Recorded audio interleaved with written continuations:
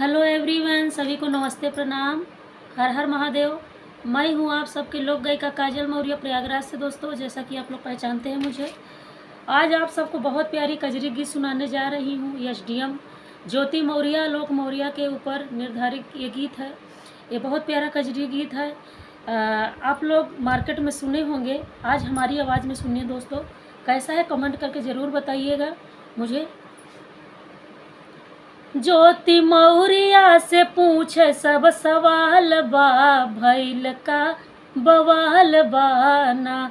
ज्योति मौर्या से पूछे सब सवाल बा, भैल का बवाल बाना। आलोक मौर्या के भैल बुरा हाल बा, भैल का बवाल बाना। बवाल बाना, बवाल बाना, बवाल बाना हो, बवाल बाना। ज्योति भौजी से पूछे सब सवाल बा, अब भैल बुरा हाल बाना। ज्योति भौजी से पूछे सब सवाल बा, आलोक भैल का बवाल बाना।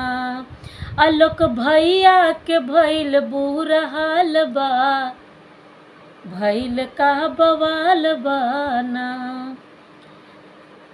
कर्ज लई लई के पढ़ावे तो एसडीएम बनावे। कर्ज लई लई पढ़ाए तो एसडीएम बनाए। तो एसडीएम बनाए, तो एसडीएम बनाए। हाँ पूरा नमवा के, हाँ पूरा नमका के कैलु काल दाल बा, भैल का बवाल बाना। ज्योति मौर्या से पूछे सब सवाल बा, भैल का बवाल बाना। आलोक भैया के भैल बुरा हाल बा, भैल का बवाल बाना। ज्योति ठीक नाही कैलु, कै लोक के भुलैलु। ज्योति ठीक नाही कैलु, ज्योति ठीक नाही कैलु, काहे भैया के भुलैलु। काहे भैया के भुलैलु, काहे भैया के भुलैलु।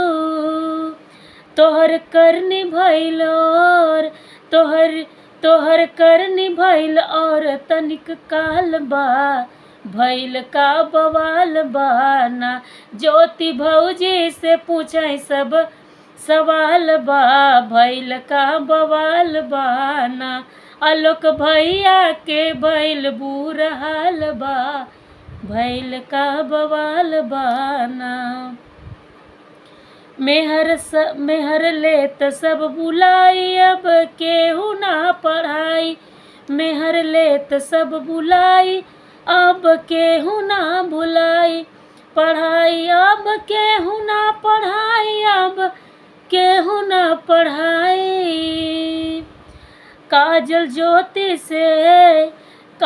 ज्योति से पूछे का ख्याल बा, भैल बुरा हाल बाना। ननद भौजी से पूछे का ख्याल बा, भैल बुरा हाल बाना। ज्योति भौजी से पूछे सब सवाल बा, भैल का बवाल बाना। आलोक भैया के भैल बुरा हाल बा, भैल का बवाल बाना। दोस्तों, कैसा रहा है हमारा सॉन्ग? कमेंट के माध्यम से ज़रूर बताइए। मिलते हैं नेक्स्ट वीडियो में, तब तक के लिए बाय बाय।